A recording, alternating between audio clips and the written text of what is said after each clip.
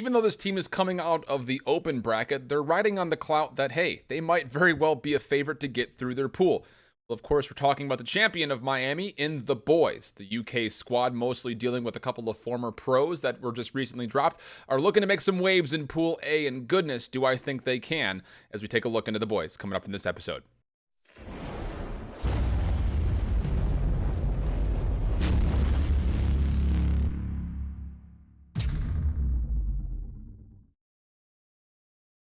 COD fans, welcome back to the 32 on 32. IHOLDSHIFT back with you guys. Again, as I'm actually recording this is after the first day of uploads, so I need to know what you guys are thinking about these videos in the comments, please. If you guys are enjoying it, if you want to see things that are different, there's still a handful more that I need to record, so please get in those comments. Let me know what you guys are liking, what you're wishing you would see more of or less of, whatever it happens to be. I love your constructive criticisms. Speaking of things that are constructing themselves rather nicely, how about the Boys? Coming out of, again, the UK, for the most part, as they'll be dealing with Pool A, the champions of the amateur finals at CWL Open in the Game Fuel Open bracket. They're again in a pool that, honestly, is very achievable for them, as they'll be playing up against eUnited, Elevate, and then RBL Esports. Squad has looked very, very disgusting when it comes down to it. Just flat out. Just, again, the experience alone.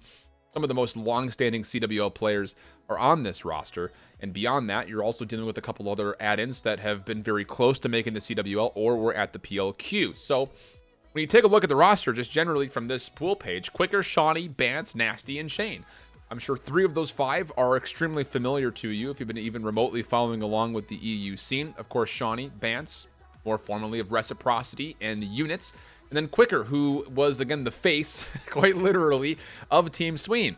So when it comes down to it, you know, what are you expecting for the other 2 players? Well, we're going to have a chance to really look at their experience and kind of frame up what's going to have to go right for these guys when it comes down to it. So you take a look at, again, the roster. Again, the number 1 finish from CWL Miami. They did so at a record of 23-15. There were a handful of scares, but of course, they were knocked out by absolutely nobody, as they didn't lose the set up until the grand finals, where they did actually lose one of the 2 best of 5s to Team War. So Quicker, Shawnee, and Bance, starting with them first, of course, all PLQ players. Team Sween for Quicker, it was Reciprocity for Shawnee, and it was Red Reserve at the time for Bance. Chain also comes with some PLQ experience. He played for Fact Revolution, a squad that wasn't quite able to get through the play-in bracket to get to pools, as far as I remember back to that PLQ time.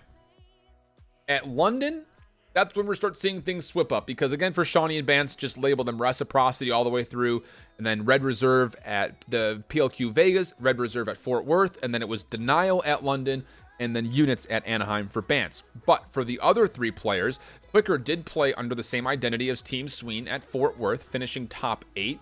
It would then switch to Singularity at London, where he would finish top 8. He played with actually the current Singularity team. That again, it's Kleenex, who's the 5th now for Detain, Insight, Bids, Keza, and them. It was Quicker, though, that did play with those guys at London. And then at Anaheim, he again played with the majority of the guys from what is currently Singularity, as they were known as Fierce. But the big key here is that Quicker and Nasty played together on Fierce at Anaheim, and then they finished that in top 8 placement. And then for the other 2 players, Nasty had a top 24 finish at London. That was under the team name of Vortex. And then Alliance actually had picked up Chain at London as well. Again, none of them making too big of moves when it comes to playing in the open brackets here in the United States. But again, these are guys that have no lack of experience. And it's not just the fact that these guys have no shorting or lacking of experience. It's the fact that they have a ton of actual backup experience with one another. And Shawnee and Bance, yeah, they played on opposite teams, but they've been playing around or with or against each other for God knows how long. It's been too long, to be completely candid. And then, of course, Quicker and Nasty having experience playing together at Anaheim. Obviously, some mojo was flowing between the 2 of them if they wanted to stick together, as Quicker was initially listed as, it was Quicker & Co. before they were known as the Boys. So who knows if he was actually the IGL or captain of this squad, but if he were to be the person to make up this roster, clearly he found favor in what Nasty was able to bring, mostly playing on the Crash and Maddox when he was playing at Anaheim. Chain has been, I think, the interesting piece of the puzzle here. He's been using mostly SMG, but it's Quicker who runs the dedicated SMG with Ruin. It's Chain who's been running it, at least at Miami. He was running it with a Prophet, which is not something we traditionally see. Typically, that other SMG player will play something like, we see it very often, Recon, just to get the extra info, or they play Crash or Battery. we rarely see SMGs that pick up Profit as their choice. And I remember watching it happen at Miami and was thinking, well, this is an interesting choice, simply because you just don't see it. Again, the SMGs want to get up into the battle, and when you are taking that SMG away to favor the Tempest, you're losing some upfront pressure. So it was interesting to see that kind of happen, but it worked for the guys. And again, just taking you back through their bracket as they were able to piece it together in the winners bracket. Again, the first real bit of presence they were able to come up against was in winners round 3, where they went all the way to game 3 against what was Pharaoh's squad under the name Do It For Ari. So that was an interesting kind of start, and I think some people were looking at the boys saying, all right, well, do they have the legs to make it through this entire winners bracket, because it's not going to be an easy trip.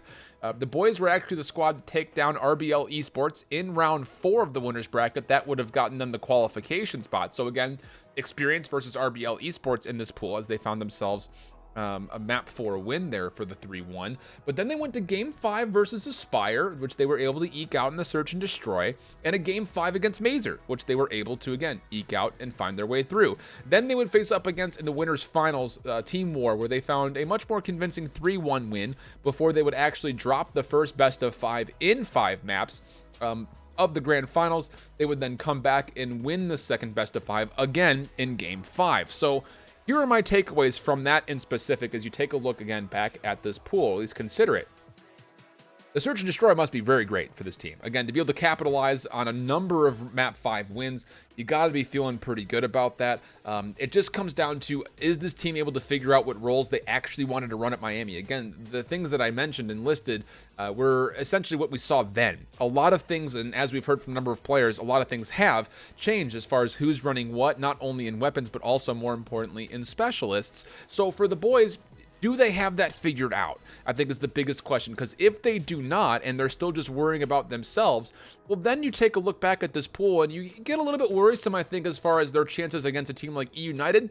But I think you also throw maybe one raised eyebrow over at their match versus Elevate, who is a team that, again, has been working on themselves internally now for the better part of a month and a half, almost 2, and they've been getting better.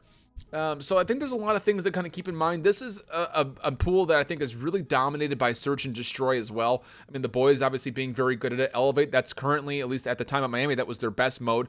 And eUnited, well, they have Simp, so there's that. And then as we heard from RBL, they're feeling very solid about their search and destroy as well. So this is a pool that I think is going to be mostly dictated by map 2 and obviously map 5 if it gets to that point. But beyond that, I'm kind of looking to see which team of Elevate, the boys, and RBL Esports are able to kind of be the most improved in the respawn as a whole. I think right now the favor would tilt to that of the boys. But again, we don't know some of the things as far as what's going on behind the scenes. I unfortunately was not able to get in touch with Shay or Quicker in time to do an interview for this piece, as they're in the middle of trying to get from the UK to Vegas to start practicing in North America. So unfortunately, to keep up with the timeline of this video, I wasn't able to sit down and talk with him. But again, that's just kind of how I look at this from the outside looking in. And that's all it is. Again, through very thick window pane glass, looking into the situation that we were given at Miami, which is, again, a sample source that I don't know how much you can really take for granted because of how many teams, especially from the open bracket, are making such wild changes. So at the moment, in this pool, I think you still got to favor eUnited just on top to win this one with maybe some issues or maybe some strenuous moments, but I think in second place I've got the boys possibly coming out on top, simply because I think that Bance and Shawnee together are both very individually talented, but also Quicker is a guy with he's playing with a chip on his shoulder after finishing top 6 at Vegas and then not making it through the PLQ. You know that Team Sween squad is really feeling the heat, and to be honest, Quicker is one of the only guys that's left off from that Team Sween squad that is not currently playing in the CWL. Keep that in mind. So that's kind of my predictions for the end of Pool A. That'll do things for us. Again, I'm trying to release these videos in order of the pools and seedings. Some of those will be coming into contest and question here in the near future, but I want to keep things as linear as possible for you guys. So beyond this video, you'll also be seeing videos from Genji and Enigma 6, and I still have to potentially get an interview done with Ludi from Team War and Mad Cat from Fuego, and that'll get us all the way through Pool B, and then past that, we'll start pumping out videos a lot faster because I'll be honest with you, I've gotten a lot of videos edited or done when it comes to C, D, and E. So hopefully you guys, again, are enjoying this content. Again, it's a pleasure bringing it out to you guys. I hope you're finding value from these. Let me know what you guys think about it in the comments below. And until the next one, hope you guys keep holding it down. Later, bye-bye.